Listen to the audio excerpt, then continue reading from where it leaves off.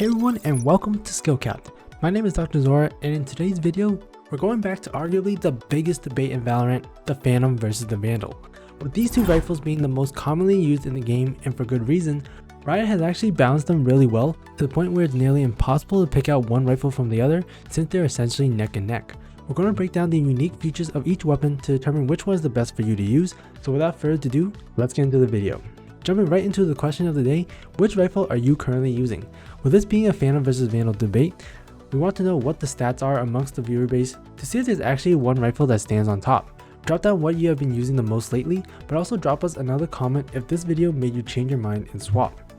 First up, let's go over the biggest elephant in the room, damage. It goes without saying that the Vandal will one-shot headshot at all ranges while the Phantom will fall off with longer ranges. When Valorant first came out, many believed the Vandal to be better because of this.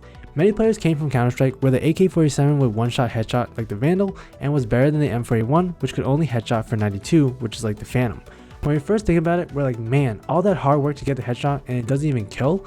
Clearly the Vandal is better because it rewards you more for your headshots, right?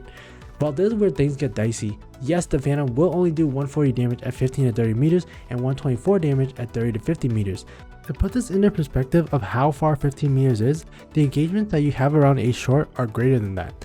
This is a pretty close distance, and as a result, in a large number of scenarios, you're probably going to be dueling enemies at distances where the Phantom isn't going to kill in one shot. Not to mention that Phantom will also have damage drop off for chest shots and leg shots the further the enemy is from you. To most effectively use the Phantom, you're going to want to try to go for closer range duels to try to decrease having to deal with the damage drop off. This compared to the Vandal where you're going to be pretty versatile and be able to play at any range. With this in mind, it seems the Vandal is the obvious choice, but wait, there's more. When comparing the two rifles, we absolutely have to consider the firing rate. The Phantom has a firing rate of 11 rounds per second, while the Vandal has a firing rate of 9.75 rounds per second. The Phantom wins out here, and the extra 1 or 2 bullets that can be shot over the Vandal can be huge to being the difference maker between the two weapons. This is one of the main reasons why the damage drop off for the Phantom isn't as bad as it seems. Yes, you may not kill fully armored opponents with one headshot, but you most certainly can finish them off with a body shot with the extra bullets that you can get off with the increased firing rate. This also is an advantage for players who aren't as good at hitting headshots. If you tend to hit more body or leg shots, the increased firing rate of the Phantom will definitely be to your benefit for winning more duels versus the Vandal, which will shoot much slower. This is a big reason why we recommend using the Phantom as a beginner, since it gives more room for error with the firing rate.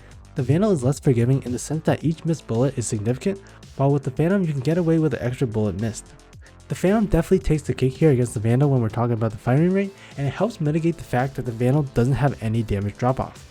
On the note of damage and firing rates, positioning is really key to using the Phantom and Vandal properly.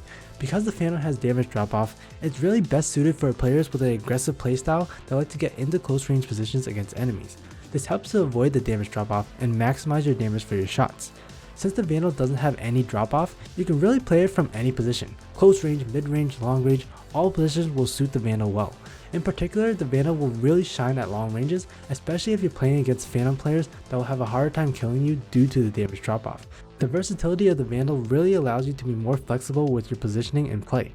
You can go more aggressive or go more defensive without any repercussions, which is a big plus that the Vandal has over the Phantom.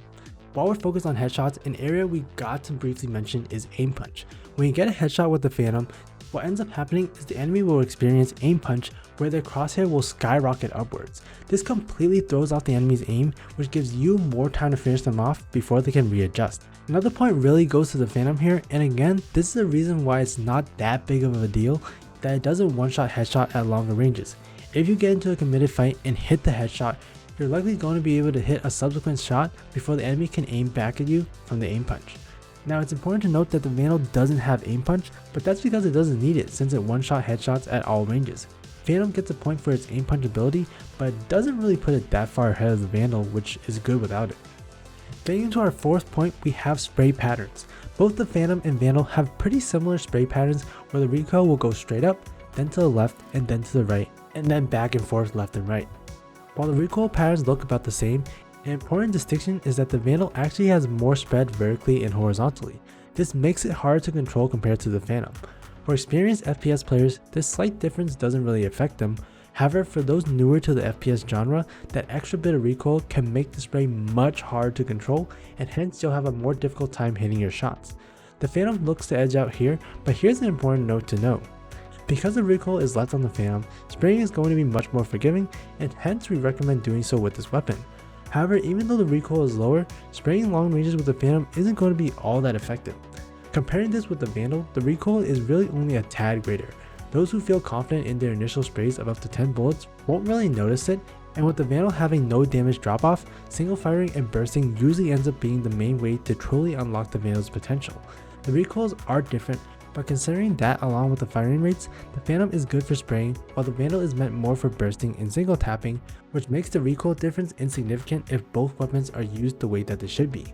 Going to our fifth big point here, we have bullet tracers. When shooting with the Vandal, you'll leave behind markers that the enemy can see.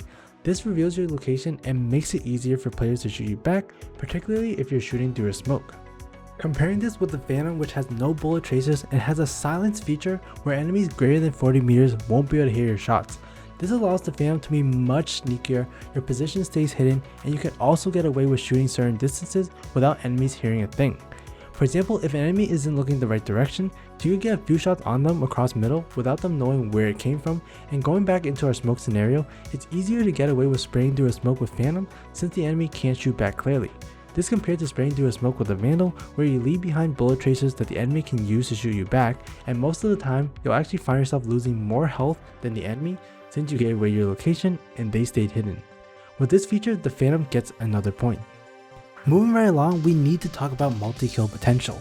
Because the recoil is less on the Phantom, it tends to be much easier to transfer your spray from one enemy to the other at close ranges. If you're playing in the right position like we mentioned with the Phantom, you'll be set up to try to get these multi-frag kills thanks to the reduced recoil and increased firing rate.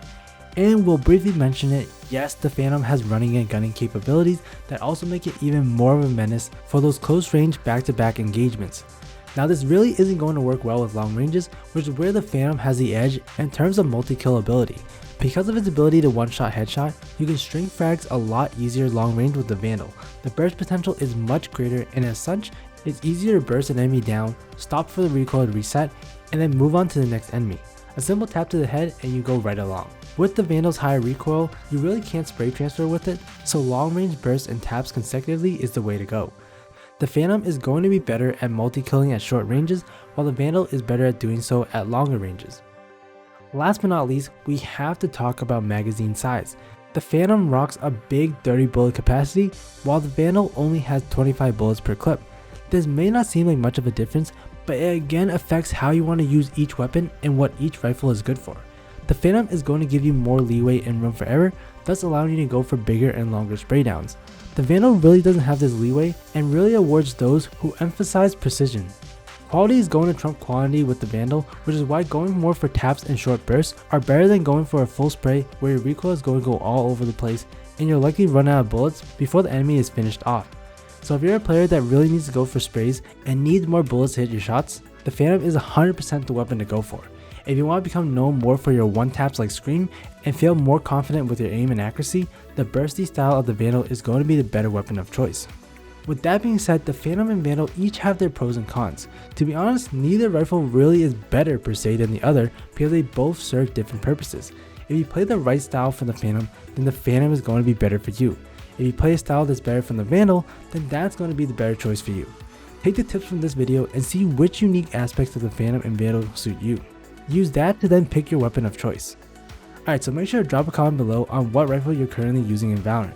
And while you're down there, make sure to like, subscribe, and hit the bell icon to get more premium guides just like this one with one goal in mind, helping you become a better player. We here at SkillCapped want to thank you for watching. We'll catch you in the next. I'm Dr. Zora, and good luck out there.